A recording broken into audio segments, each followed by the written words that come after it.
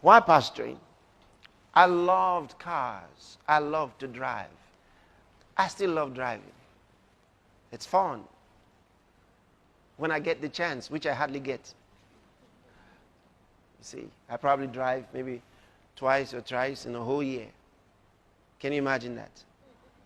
And then this driving I'm talking about, just a few, you know.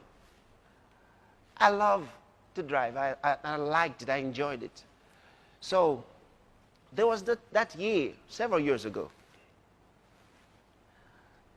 I bought different cars at different times. Then I got this one that I liked so much. And the man knew how to advertise it for me. Customized, nice, one in town. So I looked at the car. I liked it. I wanted it. I was already buying, this car or that car. Made no difference now. So I didn't need any consultations with the Spirit. When you're already on cruise and there's nothing on the road, you just keep going. You don't try to, everything is, so you don't prepare for emergencies. So it was gone. And that's the way I came to this car. And I liked it. No consultations. And I paid more for that car than any other 3 cars put together before then. I was excited. And it was not a brand new car. Yet I spent so much money on it because it was customized. Okay. I bought it and went home with it. Come out every day and clean it. Look at it shining. You wish you could drive it out and be outside at the same time and be looking at it. Anyway, one day,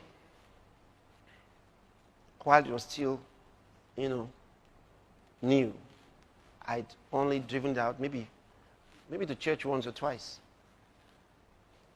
So it's just there because I had other cars. Okay. In this Monday, I believe it was,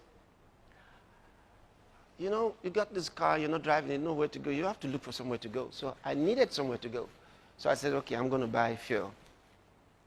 And then from there, my mom was with my sister, and so I said I'll drive to see my mom, and then, just go out. This was now around 6:30 p.m., so I'm going. That's the way I went out. Bought the fuel, filled the tank, and drove, heading for my sister's place to see my mom. Stopped on the way at this supermarket that I'd been to several times. I thought, okay, let me buy some things to take there. As I stopped, before I could come out of the car, another car stopped beside me, and some guys jumped out with guns. 2 of them in front of me just releasing bullets into the air. They were just like, it was fun for them. They just stood there. And the others came to the doors. One said, come down, move in, out. They were giving all kinds of commands. I didn't know where I was. Oh. Before I knew what was happening, they opened the back door and said, get inside. The other one opened the boot to get inside. Everywhere. Come out. Where are you? I didn't know what happened to me. They were shouting so much. I didn't know which of them to obey. And the street was neat in seconds. They fled. The people fled. Then, for some reason, beyond explanation, I walked away from there. And it's like, like they didn't see me. I don't know how, but I just walked away. got out of there. The guy had opened the door and asked him to enter. And if you knew about how they used to steal those days, they'll ask the person to get into the boot, they'll carry the owner of the car away and drop him somewhere. Give him a ride, drop him somewhere. If they didn't kill him. So, I just walked away into the house that was, where the shop was. And they were still shooting, and then they drove the car away. Still unclear to me how I got out of that place. Now, my car was gone. I'm going to see my mom. Now I'm walking. I didn't even remember whether I was to buy anything anymore. The car was gone, the money, whatever, everything was gone. Now, as I walk down the street, and here's the reason for this story. As I walk down the street, all by myself, like this, a thought hit me. A moment ago, you're riding a big car. Now, you're walking in the street like anybody else. But you are the same person. At that moment, everything, every desire, every fascination with cars and all of those things left me. I lost interest in all those things instantly. It's like a miracle. Something you can't explain.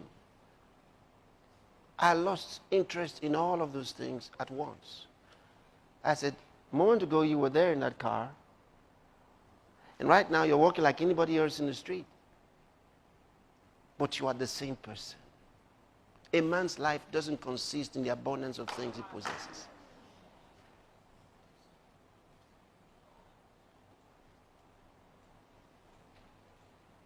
And this is so important. Of course, on Wednesday nights, what I was about telling the congregation what had happened to me, how the car was gone, is I was telling them what happened, just about explaining. Someone came up the platform with a paper, they had found the car. So I announced to them they had found the car, but I wouldn't drive that car again. I'd lost interest. I wish that I knew how to lose that interest earlier. Are you getting what I'm telling you? Because you're the same person. And since that time to this time, not fascinated with those things. They don't mean anything. They don't mean anything. You're the same person.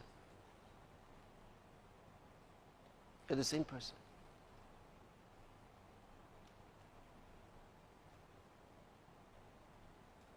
Don't wish for those things. Wish to fulfill the call of God in your life. That's the most important. Have a different kind of desire. Nothing in this world satisfies. Nothing. Nothing.